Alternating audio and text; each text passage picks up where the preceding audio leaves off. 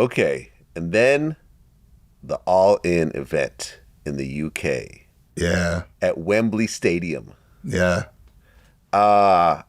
80,000 people? 80,000. Which one are you talking about? Because we did All In twice. So are we talking about me and Sting and Darby and Christian? Or are we talking about Bryan Danielson? I think I'm talking about the first one. Okay. Yeah. Yeah. It was the third most attended wrestling event ever. Ever. All time. Wait, what was it like to wrestle in front of 80,000 people and you're in London? Like to pull 80,000 in a country where wrestling didn't even really originate from. Yeah. You know what I'm saying? You're overseas with this. Yeah. Like there wasn't wrestling in that arena since like Bret Hart and British Bulldog SummerSlam. That was the last time they had an event there. So just like that large gap of like 30 years to go back for non-WWE product to do that was unheard of. It was like, I remember when I'll never forget, we were like in TV and the promotion for it popped up on the big screen, and Tony Khan and everything, they announced like, we're going to we're doing All In Wembley Stadium in London. People were like, that's 100,000 seats. There's no way y'all gonna do that. Next thing you know, we're here seeing like a week later, 30,000 seats sold. Like 3 weeks later, 40,000 seats sold. Like, and we still had like 6 months to go. And it was just like seeing like the numbers just like rack up. We're like, yo, we're gonna fucking do this. This is crazy. Not let alone I'm building this story with myself and like AR Fox, again, bringing AR Fox back into the history of this thing. We're bringing AR Fox back into this, and against Darby Allin, who's like someone like I helped bring up and from the Seattle area, and Sting. That's what we're building up to get to like All In Wembley.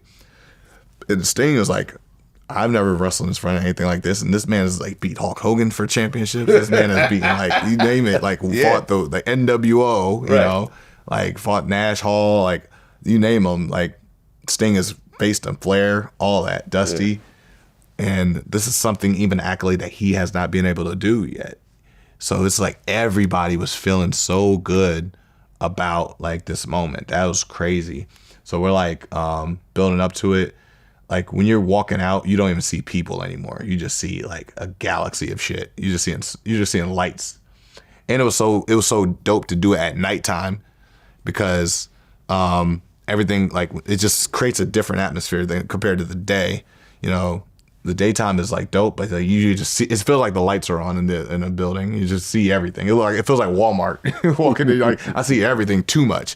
But when you dim them lights, it creates an atmosphere. It changes the tone of the matches. Sting's entrance, seeing like Metallica, Seek and Destroy, and seeing like the lightning bolts come around. Like you're seeing all the show, the drone cameras. It feels different, man. So that was like a memorable night to do that. Well, you and Hangman, Adam Page, you guys had a serious rivalry. Yeah. Which culminated in the Texas Death Match. So Hangman actually burns down your home? So this is like a whole year. Shit. So, at the end of All In, I get put into a coffin by Sting and carried out, whatever, right? And I missed like a week, and so my return back, I was like, I need to make that loss mean something, you know, like Sting. Legendary Sting put me in a coffin. That's a big deal. I don't want to just come back as like, hey, Swerve Strickland's back at TV. I wanted to be like, no, something changed about me because Sting did this to me. I always like to, like, once again, like tethering the stories together. Like people like in wrestling sometimes are like, they're really odd about losing, because like losing in a match can like means everything. That's like something that they hold on to so dear, you know, like that can like kill your momentum and change your whole trajectory of your career sometimes. So a lot of like guys hold on to losses way too long and then they get stale. Me, I was always like, oh, if I lose, I can make a story out of that. I can take a loss and like generate something new. That's a chance to like pivot a character or evolve it. But I mean, these wins and losses aren't up to you. that's even funnier, right? It's up That's to the what makes it writers, even. That's what makes it right? funnier. It's up to the boss Yeah. who decides which way he wants to go. Well, look at Hogan. He was like went in for like 6-7 years. He just like a lot of guys are like really self-conscious and insecure about like, well, if I lose, all this goes away. Like or like if I lose, or they're overprotective of their spots. Because at that time it was a little different too. Because like winning and losing, like people truly believed at that time, like the fans and everything. So winning and losing was your whole reputation.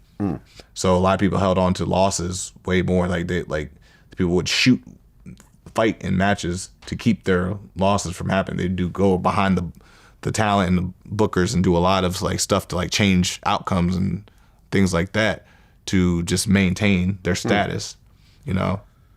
Okay.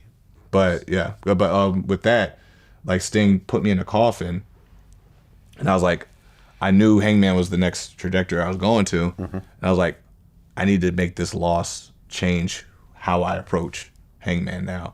So I came in hair braided, it was a different look, came in eyes blacked, grill in my mouth. It was like something's off about him, something's different. And I came at Hangman because I always like to have that chip on my shoulder type of thing about my persona, and I was like, Hangman you gotten lazy and you gotten complacent, and you've been accepting like these battle royal like pre-show matches. You're supposed to be the face of this company. You helped start this place. You're a former AEW world champion. Why are you settling with this? And I'm like dressing them down like you don't even have new gear. You haven't got new gear in a year. You don't have new merch on the website. You're gotten out of shape. You're just like you're jumping in with trios with the Young Bucks so you can like be comfortable taking a back seat while they ride and stuff like that. They drive the car. Like, what is happening to you? You know, if I had the opportunity that you had 2 years ago, if I would have gotten to this place before you, I'd be the first black AEW world champion. And the whole crowd just goes, whoa. It was almost like taboo. Like, you're saying the quiet part out loud. And I'm like, good. Okay. I was like, I can hear them. I'm like, I hear the gasp. And then I hear the pitter patter talking between fans. And I let that pause and I let that sit for a while. But then it comes back with applaud. Actually, yeah, he's right. So that justified how I'm going to approach Hangman. And that's where everything kicked off. I was like, I had to scratch and claw and like get put in a coffin to get here. You got handed this and you don't even want it anymore. Well, the Texas Death Match with you and Hangman, how many times did he hit you with a staple gun? I would say I had like 12, 13 staples put into me at the time. And didn't you staple yourself as well? 15 then, yeah. Okay. Yeah. You agreed to be stapled this many times? Yeah. Okay. And you've been getting stapled for years at this point? Or is this I did new? it one time back in MLW with Jimmy Havoc in like 2015. And I was like, yeah. It was literally the same exact spot. But I was just like, I haven't done that in a while. And I don't think I haven't seen anybody do anything with a staple gun. I pitched it in NXT and Sean was like, absolutely not. Absolutely not. I was like, okay, it doesn't have to be a staple gun. It can be a regular stapler. What about that? Nope. Can't do it. I was like, okay. And now, like, I brought it back into that match because it was just like, that's where the feud escalated. I like intruded in his house and stuff, talked to his child in a crib. I was like, those actions kind of warrant somebody stapling you, if not more, with any type of gun. So like, and that's why I kind of accumulated to doing that, because I want something like so crazy. Like, imagine someone you knew, like at work, went into your house and talked to your child while your like wife is still home. Right. Well, yeah. At one point your head got bust open, and then Hangman actually drank your blood. Yep. Okay, so you guys just went full retard on this thing. You go to shows and stuff to like go see what you wouldn't do. Yeah. That's kind of the appeal of it. Like, we go to watch Fast and Furious knowing damn well we can't drive a car off a ledge of a cliff. We go to like watch horror movies because we know we couldn't be in those positions to do that kind of stuff. That's the same thing. We go to like a wrestling show.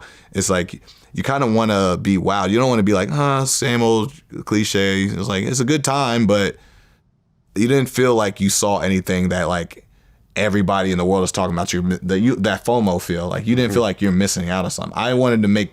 Hangman had the same type of mentality. It's just like, we wanted to make something that's like, you had to be there, and if you weren't, God, you should feel bad. And now I feel like that pay-per-view like had the most rebuys because of all the all the talk and all the just scattered conversation about how far did we take it too far. It was the same conversation we had with me and Fox when we took it too far in Lucha Underground. I was like, oh, this is a way bigger stage. At the Kia Forum Arena, oh yeah, I'm gonna show my ass off with this shit. So and when you have someone in the ring that just wants to do they have the same mindset.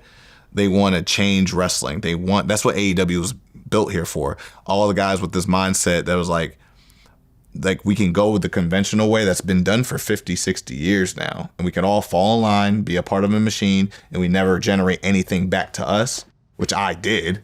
I was a part of it and I didn't generate anything back from it. I had to start a whole new.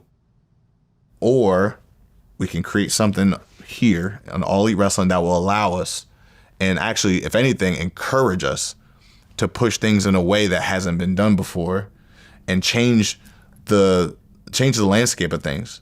Cause it's almost like we feel pride from like raging against the machine in a way.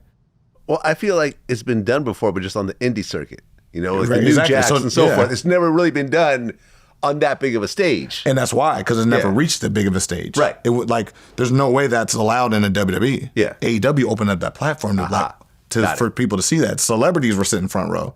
They weren't sitting front row watching New Jack do all that stuff. Right. And slice people up and slice himself up. But now it's like Stephen Amell is over here. Ken Jeong is over here. Like Rick Rubin is in this show. Wow. Watching Okay. us. Like people are showing up. You know what I mean? And like directors and producers of like Hollywood films are all showing up and watching this. That is the time to do that. To get them to talk. Too much. I had to do an interview with TMZ 2 days later because they picked up on like, oh my God, we've never seen this, let alone an African-American dude doing this. Like, you don't see that. It's not a part of our culture, I'm kind of like a renaissance of like changing the culture, just like New Jack was in like the territory in the Mid-South and like Smoky Mountain doing that stuff, saying the stuff that he was saying Right. at those times. It's like, you wouldn't dare push the envelope like that. But like, imagine like a New Jack in an AEW in his prime. It's like, that's right there, So Texas Death is like, that's literally what changed the trajectory of my career in AEW. And that's where it's like, okay, this is undeniable. He's up there now. We can't pull back with Swerve.